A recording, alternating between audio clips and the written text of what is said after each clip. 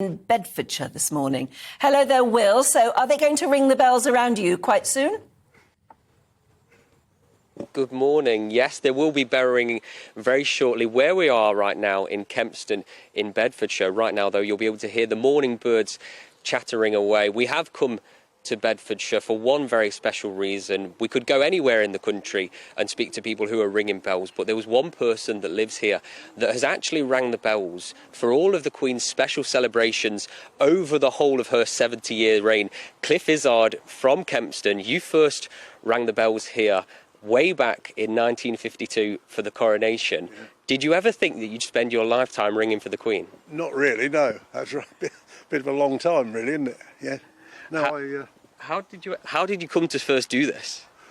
I was in the choir, and when my voice broke, I joined the bell ringers because there was a cry going out for more ringers, as there still is today, really. And along with a couple of other lads, joined up and went upstairs and started bell ringing. And I've been with it ever since, really. I started in 1946, just after the war, because that's when there was a shortage of ringers. And as I say, I've been with it ever since. This is obviously such a significant event, the Platinum Jubilee.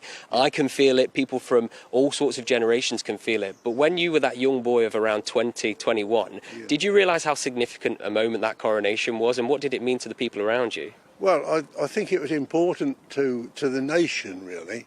And immediately after the war, you see, that it was a pick-me-up for the country.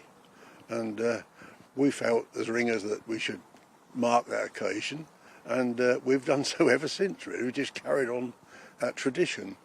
You are probably the most experienced bell ringer in the country, certainly one of the most experienced Platinum Jubilee bell ringers that's going to be ringing today. How did you end up going Silver Jubilee, Golden Jubilee, Diamond Jubilee, and why did you want to do it? Was it a dedication to the Queen and the monarchy, or do you just love bell ringing? Well, both, really. The very fact that I was continuing ringing meant I loved bell ringing, and as far as the royalty is concerned, I've always been a royalist, I suppose, yes. And we marked all the occasions here by ringing for special events like coronations and jubilees. I think one of the things that we're talking about right now is because of the way that we look at the monarchy, maybe people aren't as connected. Maybe people at the moment aren't as connected to bell ringing. But why is it important to have bell ringing happening in places like this, in churchyards all around the country?